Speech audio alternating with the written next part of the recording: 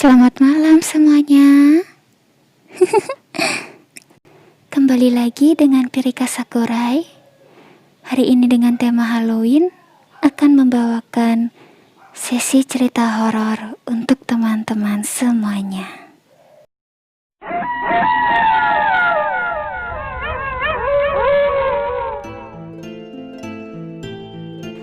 Pertama-tama, Pirika ingin mengucapkan terima kasih kepada teman-teman sekalian atas tanggapan dari post Facebooknya Pirika terkait plan horror story-nya Pirika.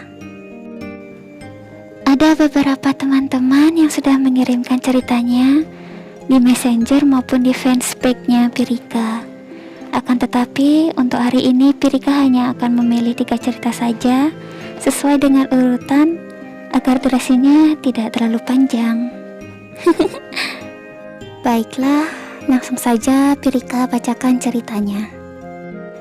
Cerita pertama ada dari Kak Putu yang asalnya dari Bali. Begini ceritanya.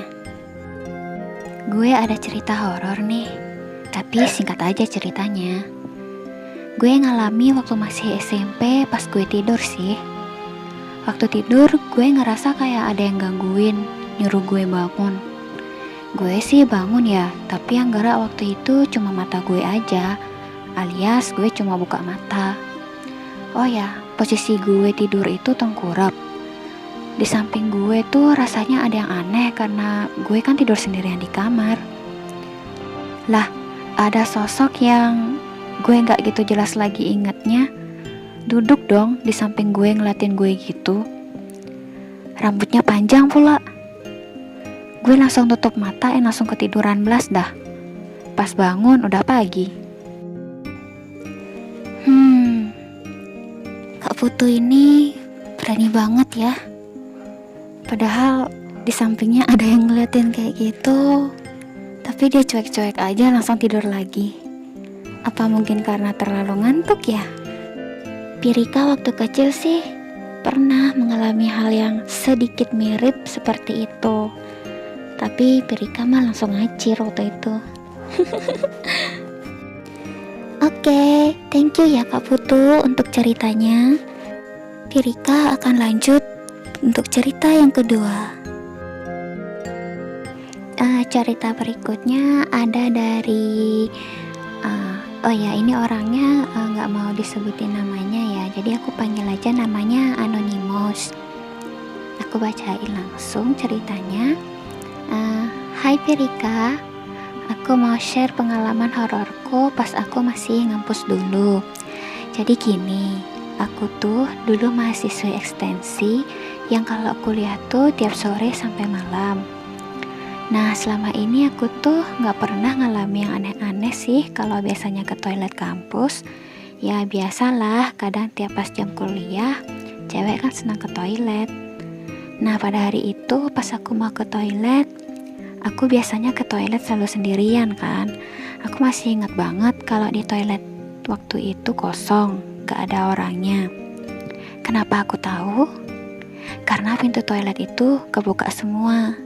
Kalau ada orang kan pasti pintu tiap toilet ketutup kan. Nah, pas aku lagi ritual, you know lah ritual apa. Ya, Pirika tahu. Jadi di toilet, aku tuh masih inget benar toilet di sebelahku tuh kosong. Kalau ada orang yang masuk ke toilet, pasti ada suara langkah kaki. Tapi ini aku sama sekali gak dengar ada suara langkah kaki atau orang yang buka tutup pintu toilet di sebelahku. Oke, Pirika paham? Mungkin toilet yang dimaksud itu toilet yang di dalamnya ada bilik-bilik toilet gitu ya. Oke, lanjut. Yang buat aku benar-benar terdiam waktu itu tuh, kenapa bisa di toilet sebelahku ada suara cewek nyanyi-nyanyi senandung gitu. Dan senandungnya sayup-sayup jelas gitu.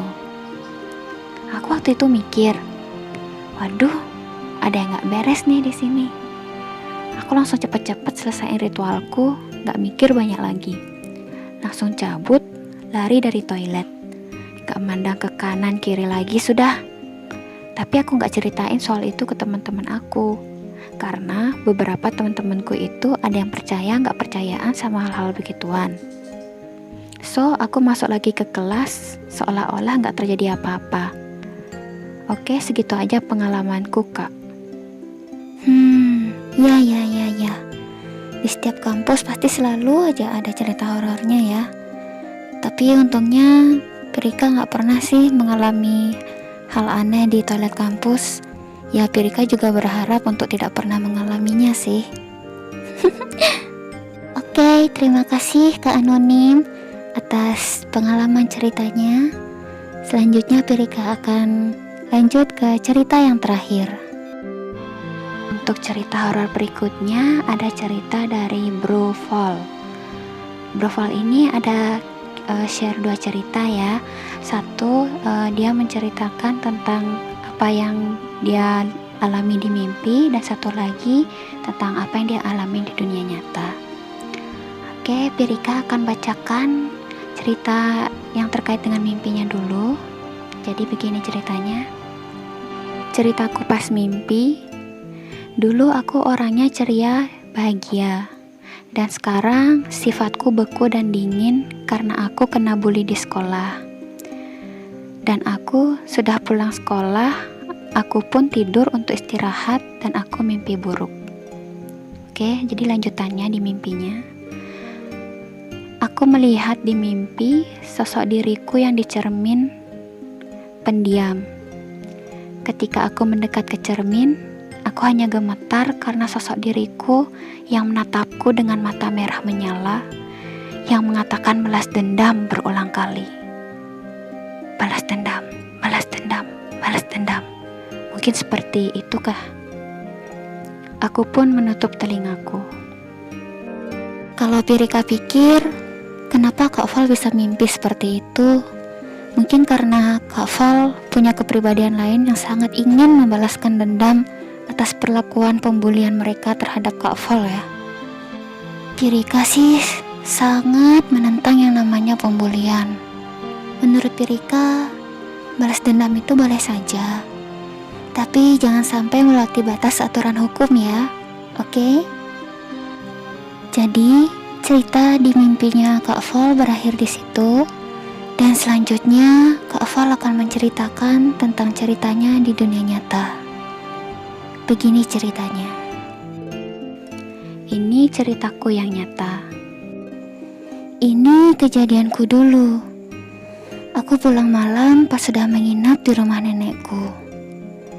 Aku berangkat pulang saat itu jam 3 malam. Aku pulang hanya pakai senter. Sesudah itu, pas aku di tengah perjalanan yang sepi, aku melihat sosok hitam di depan. Aku pun hanya gemetaran saat aku melihatnya. Aku langsung lari.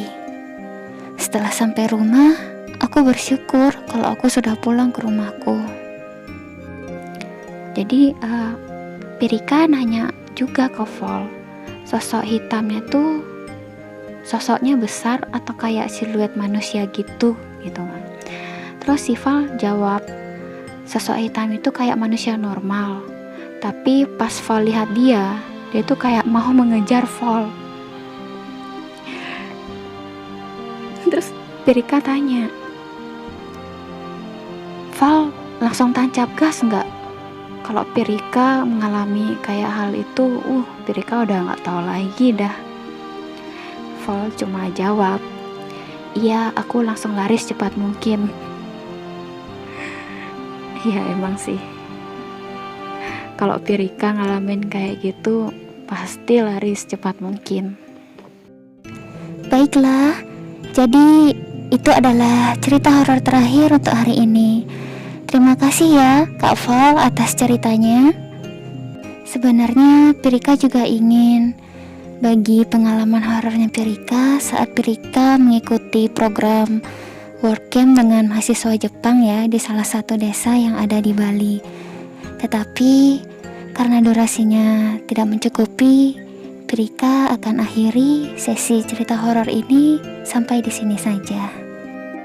Sekali lagi Pirika ingin mengucapkan terima kasih yang sebanyak-banyaknya kepada teman-teman yang telah mengirimkan cerita, terutama untuk cerita hari ini, yaitu Kak Anonymous, Kak Putu, dan Kak Vol, sehingga Pirika bisa membuat konten ini.